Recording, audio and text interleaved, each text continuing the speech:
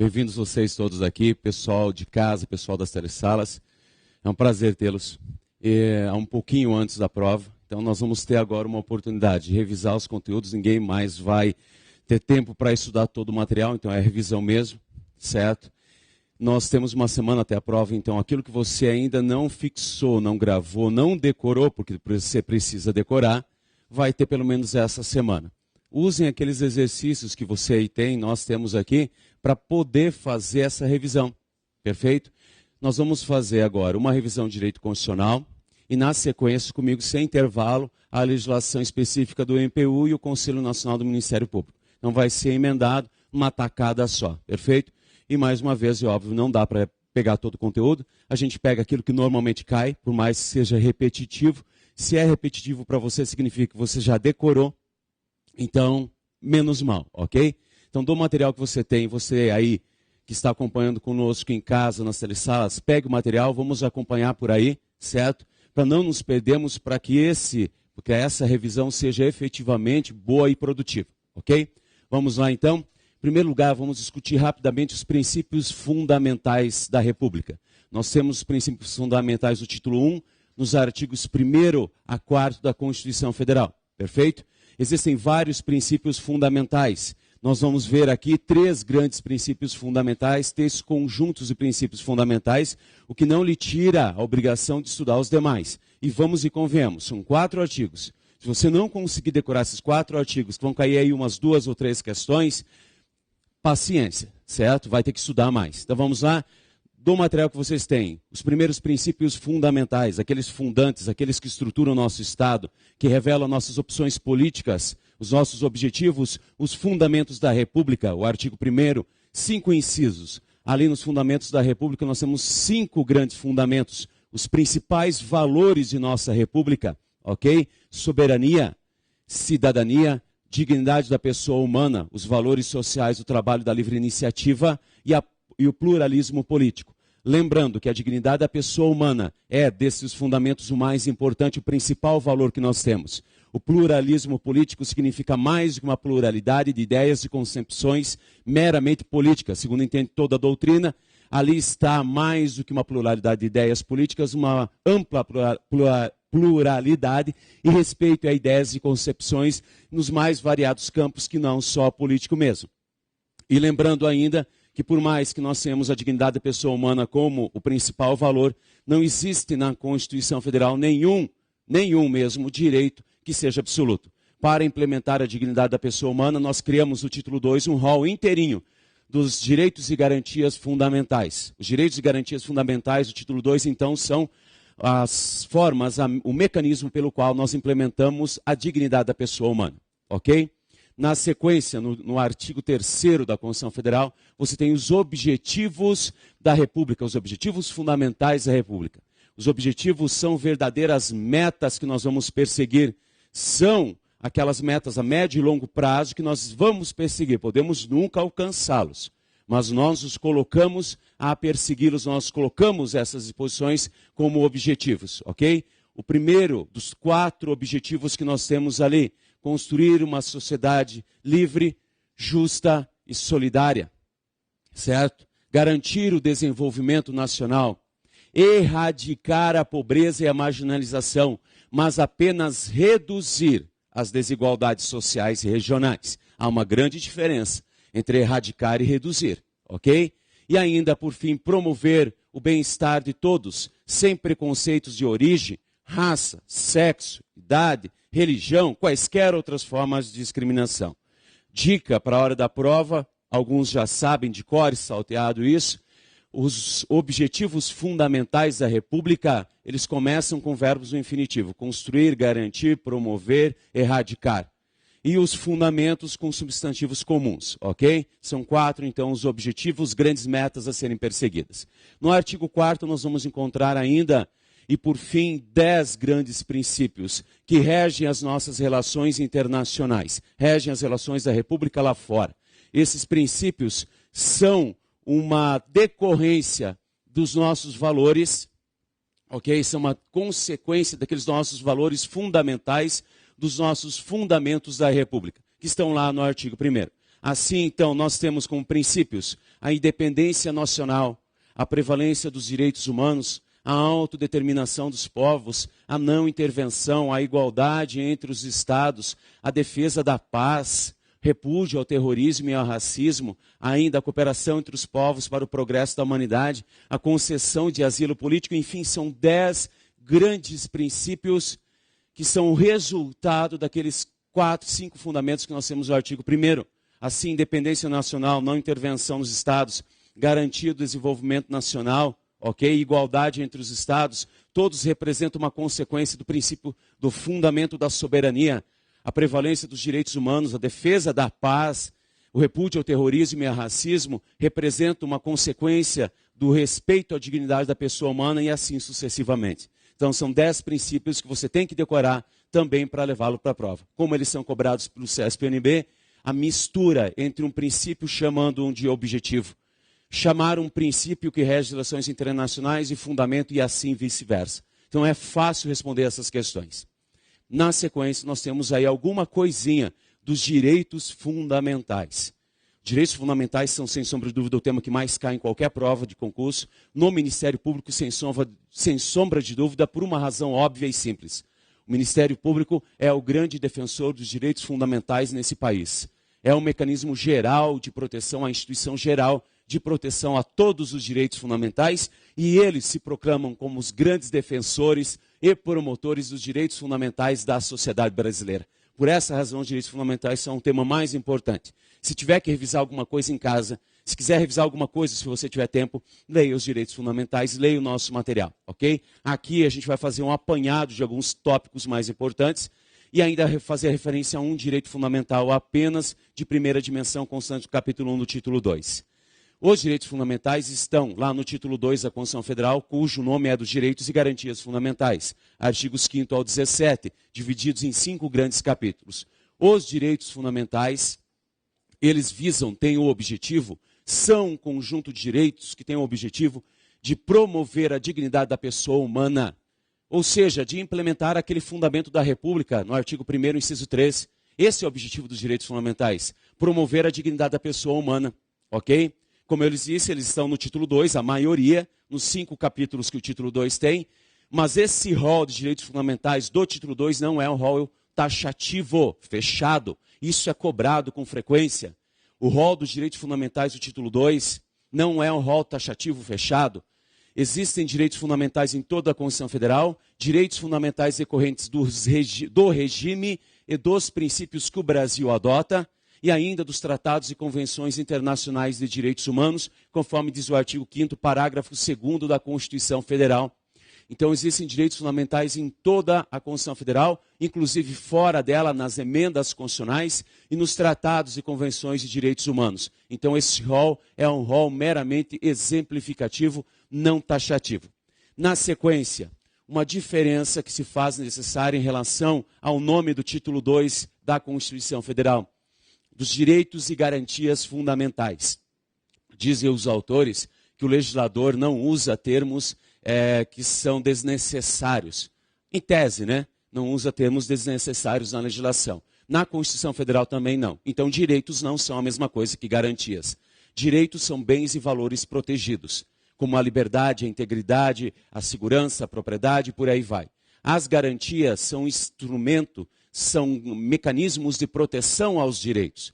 E estas garantias podem ser grandes instituições, e vocês querem trabalhar em uma delas, o Ministério Público, é o grande promotor dos direitos fundamentais de todos os brasileiros, é uma grande instituição criada não só, mas principalmente com o objetivo de promover os direitos fundamentais. A Defensoria Pública também é outro exemplo. Mas existem garantias, instrumentos que são mecanismos específicos de proteção. Dentre esses instrumentos, nós temos as famosas ações constitucionais, chamadas remédios constitucionais. São verdadeiras ações, tipologias processuais, tipos de ações judiciais que nós usamos para proteger aqueles direitos. Assim, o direito à liberdade de locomoção é protegido pelo habeas corpus, previsto lá no artigo 5º, inciso 68 da Constituição Federal, que tem como objetivo justamente atuar contra uma ilegalidade ou ameaça à sua liberdade de locomoção. no habeas corpus, rapidamente, um pequeno perfil dele. Ele tem 3 figuras básicas: o impetrante, a pessoa que impetra a ação; o impetrado, a pessoa que é o réu na ação, que ameaça ou lesiona a tua liberdade de locomoção; e o paciente, aquela pessoa que está sendo, cuja liberdade foi ameaçada ou já lesionada. O impetrante pode ser pessoa física ou jurídica, se ele não for o paciente também, se ele não for o destinatário da ação. Pode ser pessoa física ou jurídica. O impetrado pode ser autoridade pública ou pessoa jurídica de direito privado, lembrem-se disso. Então, um hospital privado que está tolhendo a sua liberdade de locomoção também pode ser sujeito no habeas corpus. O paciente, no entanto, necessariamente tem que ser pessoa física, porque só a pessoa física usufrui de direitos fundamentais, ok? Desse direito fundamental, desse especificadamente. E ainda uma última informação: o habeas corpus é uma das raras hipóteses em que o judiciário não precisa atuar se provocado. Ele pode atuar de ofício e o juiz pode conceder o habeas corpus de ofício, ok? Na sequência, o habeas data. O habeas data, previsto no artigo 5º também, inciso 72, é aquela ação que visa a proteção da liberdade de informação. É a medida proposta para conseguir o acesso, mero acesso à informação da pessoa do impetrante. Por isso, em algumas provas, nós encontramos a seguinte expressão: é uma ação personalíssima, porque só pode ser proposta pelo titular da informação e para conseguir informações dele, nunca de terceiros. Então você propõe habeas corpus para a proteção do direito à liberdade de informação, uma liberdade de informação tua. Você quer conhecer a informação ou retificar a informação. Retificar é corrigir, seja porque ela está errada, seja porque ela está incompleta, seja porque está desatualizada. Ok? Para a propositura do habeas data, uma coisa muito importante lembrar: o habeas data só pode ser proposto depois que você tem uma negativa da administração em lhe conceder a informação ou mesmo retificar a informação, ok? O habeas data só pode ser proposto em face de bancos de dados de caráter público ou de entidades governamentais. Então é uma demanda que pode ser proposta contra o poder público ou contra pessoas jurídicas de direito privado. Por quê? A tua informação pode estar em banco de dados de caráter público ou de bancos de dados de entidades governamentais, ok?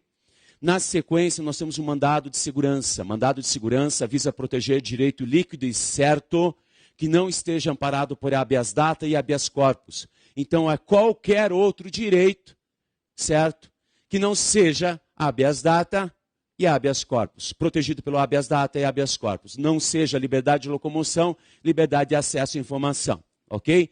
No entanto, para propor um mandado de segurança, você tem que provar direito líquido e certo. E essa é a característica sempre cobrada dele. Mandado de segurança é aquele processo, aquela ação em que você propõe a demanda e tem que provar no momento que peticiona que todas as provas, o teu direito está ali. Então você tem que juntar todas as provas. Se você precisa de uma perícia, precisa de uma outra prova que está em posse de alguém e precisa então dilatar a instrução do processo, você não vai propor mandado de segurança, porque ele só defende direito líquido e certo, que não está amparado por habeas data e habeas corpus, ok? E ainda, em face de ilegalidade promovida por a entidade pública, por pessoa jurídica de direito público, por autoridade pública, ou pessoa jurídica de direito privado, pessoa privada, no exercício de funções públicas. Então, é uma demanda que se destina apenas a combater uma ilegalidade promovida pelo poder público. O mandado de segurança ele pode ser individual, artigo 5º, inciso 69, ou coletivo, artigo 5º, inciso 70. O mandado de segurança coletivo necessariamente tem duas diferenças grandes para o mandado de segurança individual. O individual ou o coletivo, em primeiro lugar, a primeira diferença é que ele só pode ser proposto por 4 figuras: partidos políticos com representação no Congresso Nacional, organizações sindicais, e aí entendam, pelo amor de Deus, sindicato, federação e confederação. Isso tudo são organizações sindicais.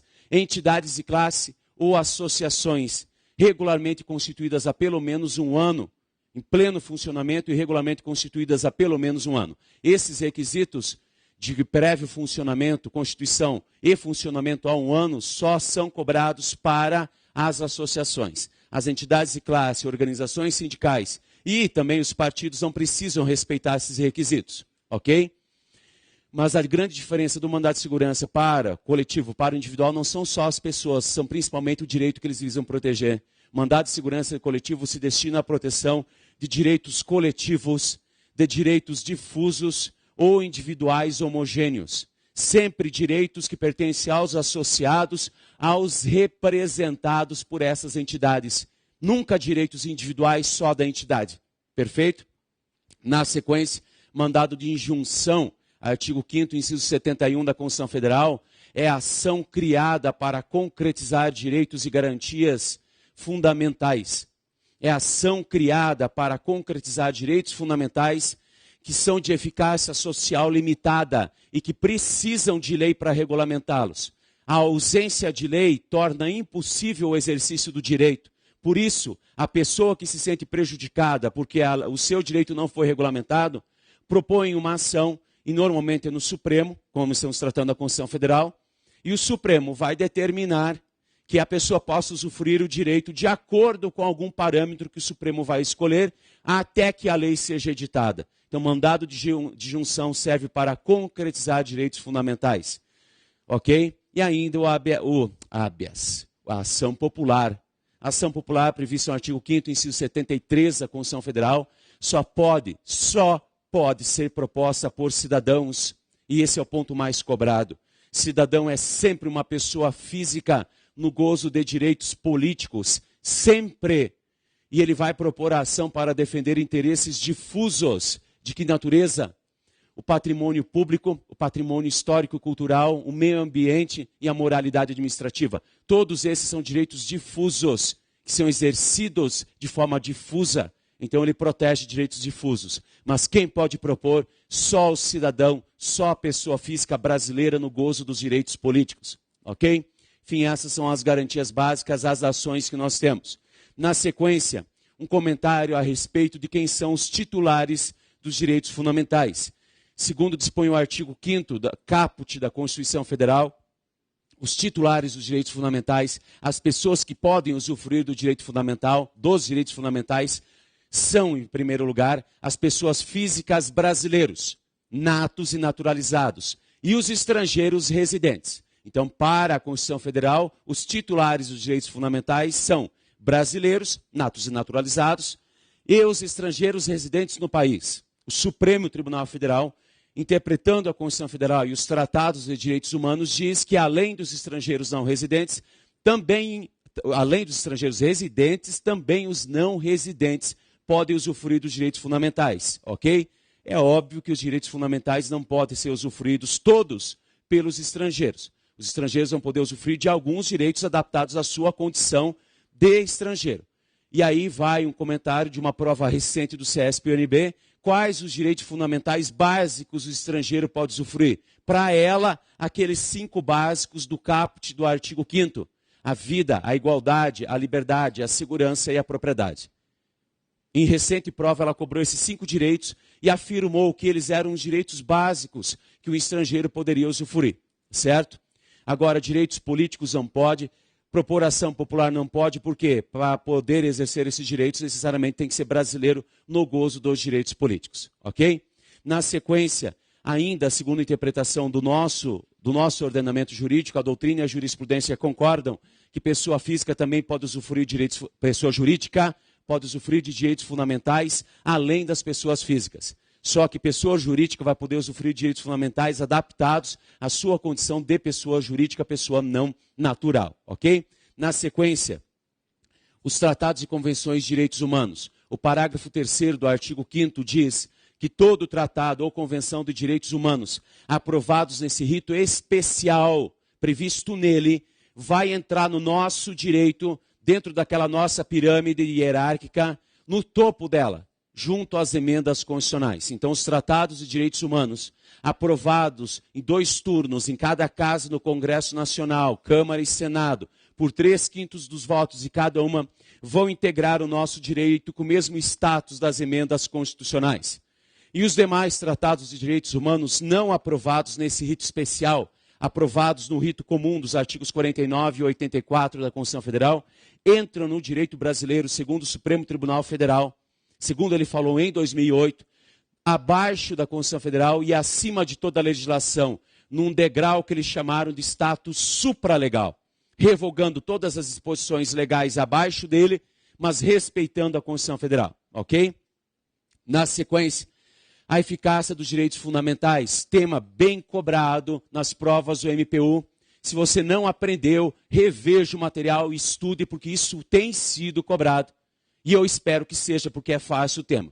Eficácia dos direitos fundamentais, eficácia das normas de direito constitucional. Eficácia é a aptidão para produzir efeitos. Quais são os efeitos que uma norma de direito constitucional consegue produzir? 2, eficácia jurídica. A eficácia jurídica fica restrita ao mundo jurídico. E significa que a norma constitucional, desde que esteja em vigor, tem capacidade para revogar todas as disposições que estão abaixo da Constituição Federal. Isso é eficácia jurídica. Eficácia social, também chamada de efetividade, é a aptidão para produzir efeitos concretos, reais, e efetivamente produzir um direito que é exercitável pelas pessoas. Eficácia social, infelizmente, nem todas as normas de direito constitucional têm. Então, nós as dividimos em eficácia, normas de eficácia social plena. Estas normas de eficácia social plena têm aplicabilidade imediata, direta e integral. Elas são autoaplicáveis. Elas não precisam de lei posterior, infraconstitucional, para produzir efeitos. Produzem efeitos desde já. As normas de eficácia social contida também são autoaplicáveis. Aplicabilidade direta e imediata, mas elas podem ser restringidas. A Constituição autoriza que o direito que elas trazem pode ser restringido pela lei posterior, como é o caso do direito ao exercício do trabalho, ofício ou profissão. Até 94 a gente sabia que os advogados, os bacharéis em direito, melhor dizendo, podiam advogar bastando estarem graduados. A partir de 94, com a lei 8.906, para advogar, além de ser bacharel em direito, tem que ainda ser aprovado no exame de ordem. Então é esse exemplo do artigo 5º, inciso 13, é o exemplo de norma contida. Você pode exercer a profissão, até que a lei venha disciplinar critérios, quando ela vai restringir o direito. Não vai suprimir, vai restringir. Por isso, norma de eficácia que pode ser contida ou restringida. Ok? E as normas de eficácia social limitada são aquelas todas que dependem de lei infraconstitucional, de norma infraconstitucional para produzir efeitos. Sem uma lei que complemente o que ela está prevendo, ninguém pode exercer o direito nela previsto. Estas normas podem ser normas de princípio programático, normas de eficácia social limitada de princípio programático, que são normas que visam organizar o Estado, criar órgãos, criar instituições e fixar a competência de órgãos do Estado. O exemplo é o artigo 25, parágrafo 3º, em que para criar uma região metropolitana, que é uma espécie de organização administrativa, os estados podem fazê-lo, mas precisam de lei complementar. Então, esse tipo de norma de eficácia social limitada visa organizar o Estado, por isso de princípio organizativo. As mais importantes vêm logo abaixo, são as normas de eficácia social de princípio programático.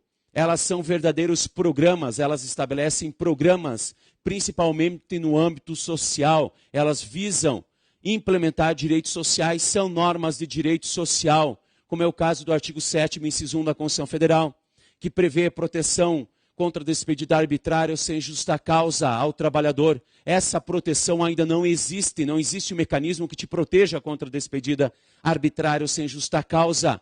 Então, para que esse direito possa nascer, vai necessariamente precisar de uma lei que complemente e que diga como essa proteção vai acontecer.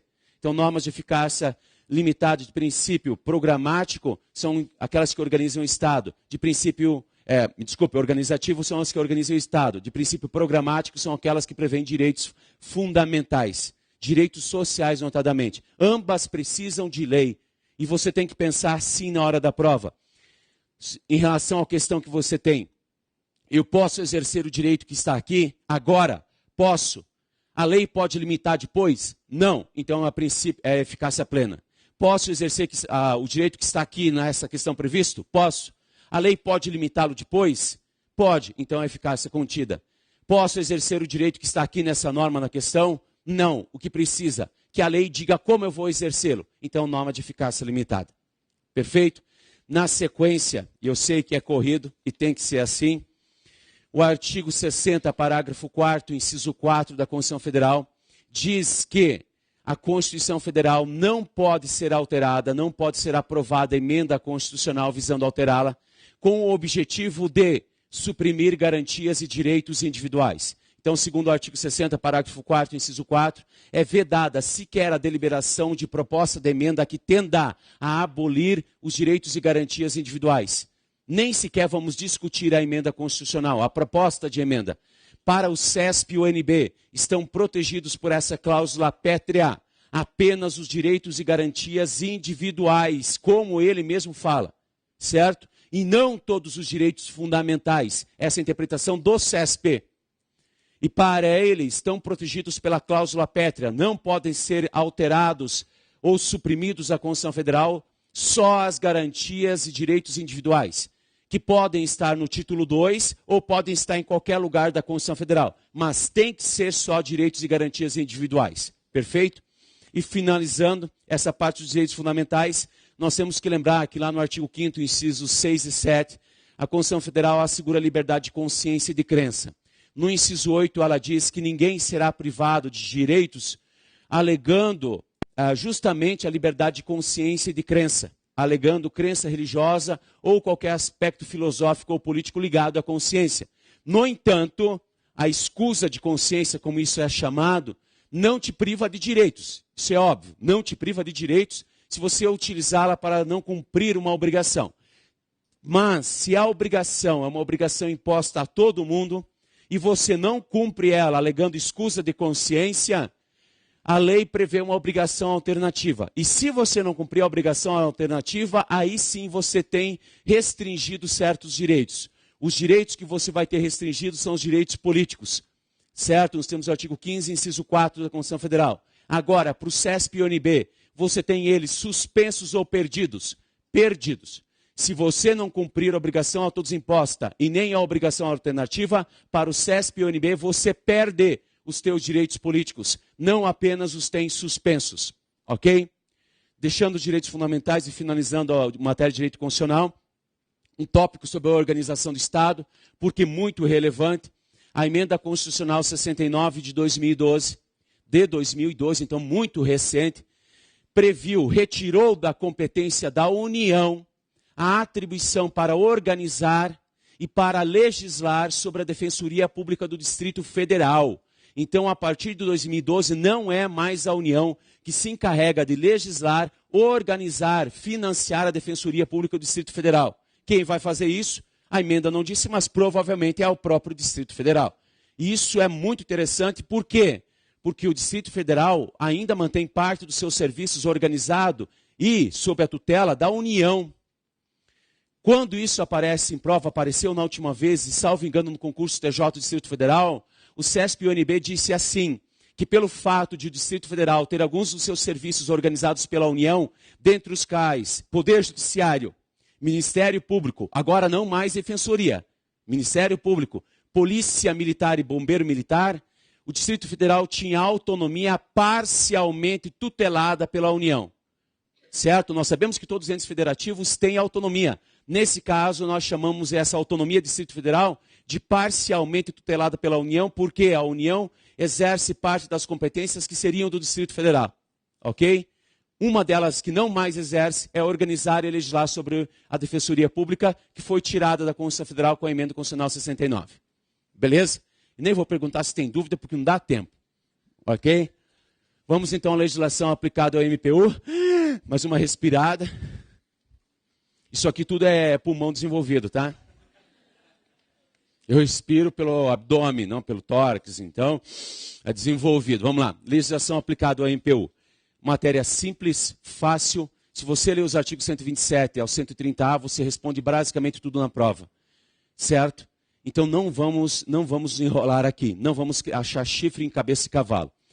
Da legislação aplicada ao MPU e CNMP. A primeira coisa, conceito do Ministério Público, conforme está aí no seu material.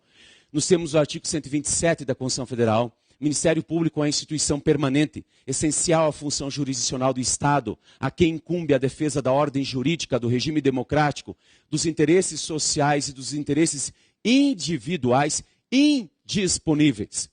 Esse conceito de instituição permanente, essencial função jurisdicional do Estado, também é o conceito reproduzido, replicado no artigo 1º da Lei Orgânica do Ministério Público da União, a LOMPO, a Lei Complementar 75 de 93.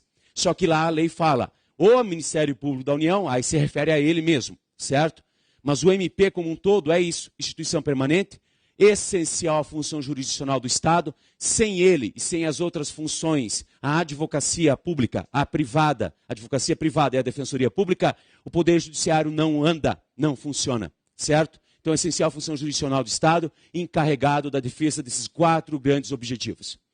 Na sequência, quem é o Ministério Público no país?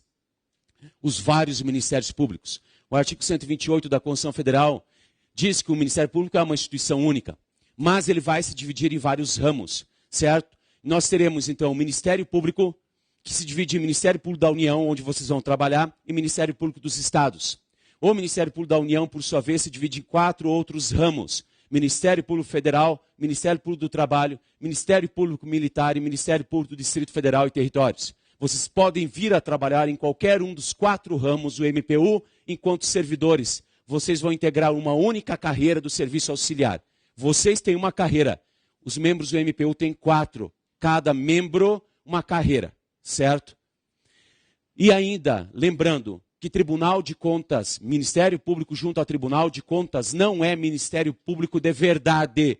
Não integra essa organização que a gente tem aí. Por mais que o artigo 130 da Constituição Federal diga que eles têm os mesmos direitos, garantias, prerrogativas e forma de investidura, não garantias, prerrogativas e forma de investidura, eles não integram a estrutura do Ministério Público da União e nem dos Estados. E ainda não existe o Ministério Público Eleitoral.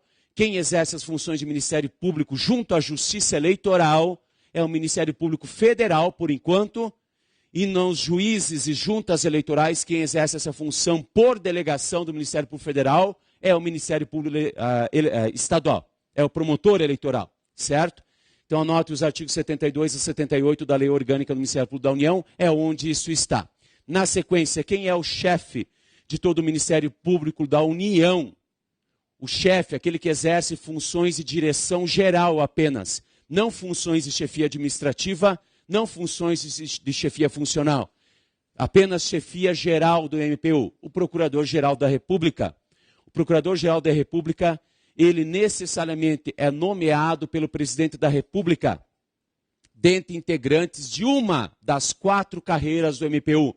Então ele pode vir de qualquer uma das 4 carreiras do MPU, que tenha mais de 35 anos, cujo nome seja aprovado por maioria absoluta do Senado Federal. E ele vai exercer o mandato por 2 anos, é uma investidura a tempo certo, que a Constituição Federal chama de mandato, por 2 anos. E ele pode ser reconduzido quantas vezes o presidente e o Senado quiserem. A ele se admite a recondução, não uma recondução. Então ele pode ser reconduzido quantas vezes ele quiser, o presidente quiser e o Senado quiser. Perfeito? Agora, a destituição dele, ou exoneração, vai se dar quase do mesmo jeito. Agora, preste atenção, destituição é a palavra usada pela Constituição Federal. Exoneração é a palavra usada pela lei orgânica. Ambas estão certas para esse nosso fim. A destituição ou exoneração do procurador também é promovida por iniciativa do presidente da República, depois de aprovada a exoneração dele antes do prazo de 2 anos, por maioria absoluta também do Senado Federal. Então o Senado aprova a sua nomeação e a sua exoneração. E quem dá início, quem incentiva a sua nomeação e é também a sua destituição, também é o presidente da República. Perfeito? Na sequência, quais são as funções institucionais do Ministério Público? É impossível a gente revisar tudo, então isso você vai ter que estudar, porque isso vai cair. Não é um dos temas mas ele vai cair. As funções que o Ministério Público está encarregado de exercer, funções institucionais da instituição MP, elas estão no artigo 129 da Constituição Federal e no artigo 5º, basicamente, da Lei Orgânica do Ministério Público da União, ok? Dentre as diversas, cito as 3 que mais caem. Propor ação penal pública, nos termos da lei. Instaurar inquérito civil e propor ação civil pública, não penal pública, ok? Para a proteção do patrimônio público, patrimônio social, meio ambiente e outros interesses e direitos difusos e coletivos. E ainda é competência só do Ministério Público, uma das que mais cai, inclusive, o controle externo da atividade policial. Então essas três funções são sempre lembradas, sem prejuízo das demais que você tem que ler. Agora, tocando em alguns tópicos dessas funções. O controle externo da atividade policial é realizado pelo Ministério Público de forma externa mesmo. Ele não vai se substituir às corregedorias das polícias. Ele faz o controle externo. E ele pode, nesse exercício do controle externo na atividade policial, se valer de mecanismos tanto judiciais quanto extrajudiciais. Ele pode recomendar providências, determinar a instauração de inquérito policial, que são mecanismos extrajudiciais, tanto quanto pode propor ação penal para vir a punir um policial, eventualmente, pelo cometimento de um crime. Certo? Agora, quanto à ação penal pública, é competência privativa do Ministério Público propor ação penal pública para dar início à persecução criminal. É competência só dele. No entanto, a Constituição Federal traz uma exceção. Se o Ministério Público não propuser a demanda no prazo marcado pela lei, 5 dias réu preso, 15 dias réu solto, a vítima pode propor ação penal privada, subsidiária da pública, se o Ministério Público não faz isso nos prazos marcados, ok? Ainda é competência privativa do Ministério Público instaurar o inquérito civil. Eu não falei inquérito policial, inquérito civil, por meio do qual ele vai colher elementos de prova que vão auxiliá-lo na sua atuação civil, certo? Agora, tirando o inquérito civil, a ação penal pública, todas as demais ações civis na lei e na Constituição não são competência só dele, são competência concorrente.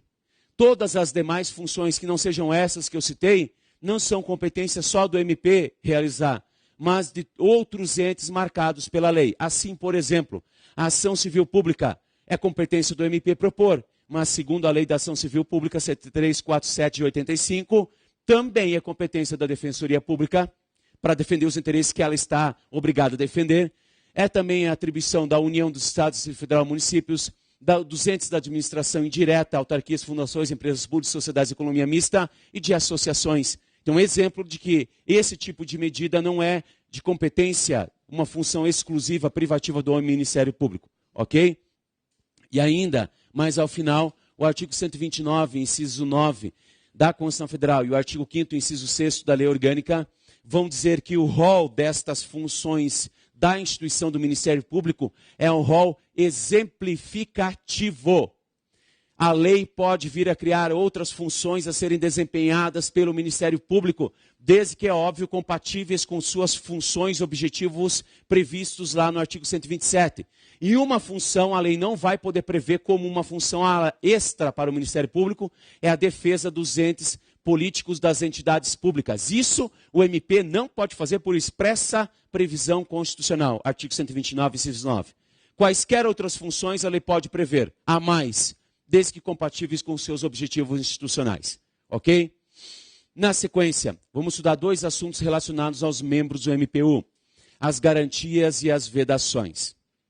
As garantias são institutos que visam garantir a independência, assegurar a independência e a autonomia do membro do Ministério Público, para que ele possa bem desempenhar suas funções. As garantias estão no artigo 128, parágrafo 5º, inciso 1 da Constituição Federal, e também você as encontra na Lei Orgânica no artigo 17.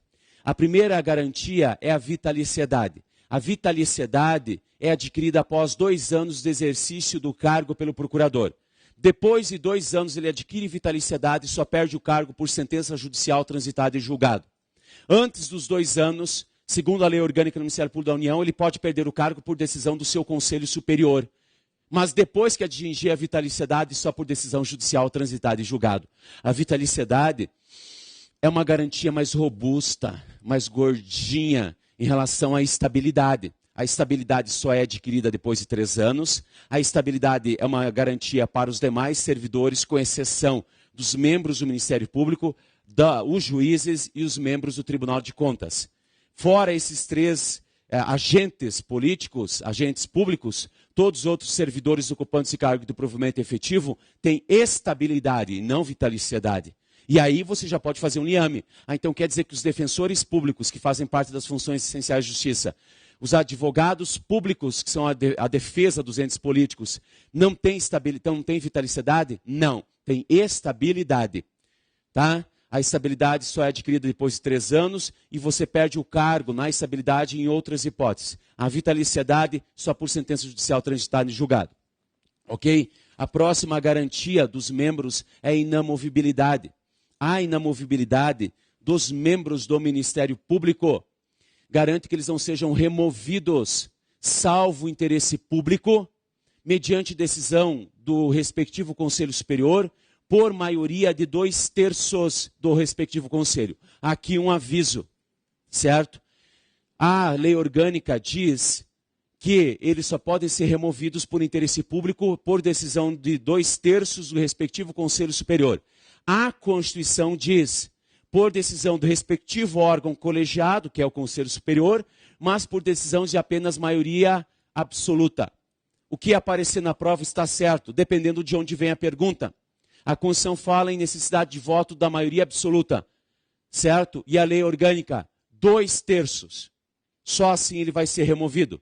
Na sequência ainda, a garantia da irredutibilidade de subsídio, certo? Essa garantia da irredutibilidade de subsídio assegura uma irredutibilidade nominal, ou seja, o membro do Ministério Público só vai ter reduzido seu subsídio, não vai ter reduzido seu subsídio por lei, não pode ter reduzido seu subsídio por lei. Só que essa garantia não é uma garantia de reajuste de salário, de remuneração, de subsídio, melhor dizendo. Ela só assegura que você não vai ter reduzido o teu subsídio, só isso. Essa garantia não está prevista na Lei Orgânica do Ministério Público da União. O artigo 17, inciso 3 da Lei Orgânica foi vetado, mas é uma garantia que se estende a todos os membros do Ministério Público. Por quê? Porque está na Constituição Federal. Perfeito? Na sequência, então, saindo das garantias de imparcialidade, vamos às chamadas garantias de independência, vamos às garantias de imparcialidade, as chamadas vedações, as proibições a que o membro do Ministério Público está sujeito, certo? Então, diz lá o artigo 128, parágrafo 5º, inciso 2 da Constituição Federal, e o artigo 237 da Lei Orgânica, que ao membro do Ministério Público é vedado, proibido, receber a qualquer título, sob qualquer pretexto, custas, percentuais, honorários nos processos em que atuar. Tudo com o objetivo de garantir a imparcialidade dele, certo? Ainda ele é proibido de exercer advocacia, ainda ele é proibido de exercer atividade comercial ou participar de sociedade comercial, salvo como cotista ou acionista. Ele é proibido de exercer qualquer outra função pública, salvo uma de magistério. Os juízes são proibidos de exercer qualquer outra função. Ponto. E aí pode ser pública ou privada. Os membros do Ministério Público têm uma vedação menor. Eles não podem exercer outra função pública, salvo uma de magistério. Que significa que podem exercer outras funções de magistério, por exemplo, privadas. O juiz só pode exercer uma função de magistério, pública ou privada. Ok? Então essa é uma vedação. Ainda, ao membro do Ministério Público é proibido a filiação político-partidária. É vedado a atividade político-partidária. A Constituição Federal, emendada pela Emenda Constitucional 45 de 2004, proibiu qualquer exceção a esta vedação. O artigo 237 da Lei Orgânica, no entanto, ele ainda prevê a vedação ao exercício de atividade político-partidária, salvo a filiação partidária, ressalvada o afastamento para poder concorrer a cargo público ou exercê-lo. Essas exceções não mais existem, porque a Constituição Federal, emendada pela Emenda 45 de 2004, tirou essas exceções e simplesmente proibiu de forma terminante qualquer participação política partidária, qualquer atividade política partidária, ok? E ainda é proibido ao membro do Ministério Público receber qualquer auxílio ou contribuição de pessoa física ou de entidade pública ou entidade de direito privado, certo? Ainda no artigo 128, parágrafo 6º da Constituição Federal, existe uma vedação que nós chamamos de quarentena. Esse artigo 128, parágrafo 6º, mandou aos membros do Ministério Público respeitarem uma proibição. eles não podem, uma proibição que também está constante aos juízes, lá no artigo 95, parágrafo único, inciso 5 da Constituição Federal. Ou seja, eles não podem exercer advocacia, serem advogados, no juízo ou tribunal do qual se afastaram até 3 anos após terem se afastado por exoneração ou aposentadoria, certo? Então, um membro do Ministério Público se afasta do Ministério Público por aposentadoria ou exoneração, não pode exercer advocacia naquele juízo ou tribunal do qual se afastou. Mas pode exercer advocacia em outro juízo ou tribunal? Pode. Naquele do qual ele se afastou, durante 3 anos ele não pode. Depois pode. Certo? Isso é a quarentena. Por mais que não sejam 40 dias, é chamado de quarentena. Para finalizar, o Conselho Nacional do Ministério Público. O Conselho Nacional do Ministério Público é uma instituição criada pela Emenda Constitucional 45 de 2004. Foi introduzido lá no artigo 103A da Constituição Federal. Junto com ele foi criado o Conselho Nacional de Justiça. O Conselho Nacional de Justiça se diferencia do Conselho Nacional do Ministério Público por uma razão muito simples e óbvia. O CNJ faz parte do Poder Judiciário. Lá, o Conselho Nacional do Ministério Público aqui não é órgão do Ministério Público. É um órgão de controle externo. Então, o CNMP não faz parte do Ministério Público, nem da União e nem dos Estados. Tem a função, está encarregado de fiscalizar a atuação administrativa e financeira de todo o Ministério Público no país, o da União e dos Estados, e ainda fiscalizar o exercício funcional das atribuições funcionais pelos membros do Ministério Público. Mas ainda assim, um órgão de controle externo. As atribuições, as funções dele estão todas ali nominadas no parágrafo 2º do artigo 130A, certo? Agora, qual é a composição dele? Como ele se compõe? Porque é uma questão que cai bastante. São 14 membros. O CNJ são 15. Nesse caso, são 14 membros só, ok? Esses 14 membros são assim compostos. Procurador-Geral da República, que é o seu membro nato e que vai presidir o Conselho Nacional. Procurador-Geral da República. 4 membros do Ministério Público da União, um de cada ramo, um para cada ramo do MPU, certo? Ainda 3 representantes dos Ministérios Públicos dos Estados, 3 representantes dos MPS dos Estados, 2 juízes, um escolhido pelo STJ e um pelo STF, e ainda 2 advogados escolhidos pelo Conselho Federal da Ordem dos Advogados do Brasil e 2 cidadãos escolhidos, indicados, um pela Câmara e outro pelo Senado. São 14 membros, então. Todos nomeados pelo presidente da República, após a escolha sabatina pelo Senado Federal. Todos vão exercer um mandato, investidura a tempo certo, de 2 anos. E a eles admite-se uma recondução. Não é a recondução, é uma recondução. Certo? Ainda, de todo esse material que nós temos, faltou ver aí os princípios institucionais do artigo 127, parágrafo 1º. Certo? Vocês vão ter que estudá-los em casa, porque eu justamente deixei porque é o mais fácil. É fácil entendê-lo, para a gente poder bater todo o conteúdo. Faça os exercícios que você tem que fazê-los, porque isso ajuda a fixar o conteúdo. E muito boa sorte a todo mundo.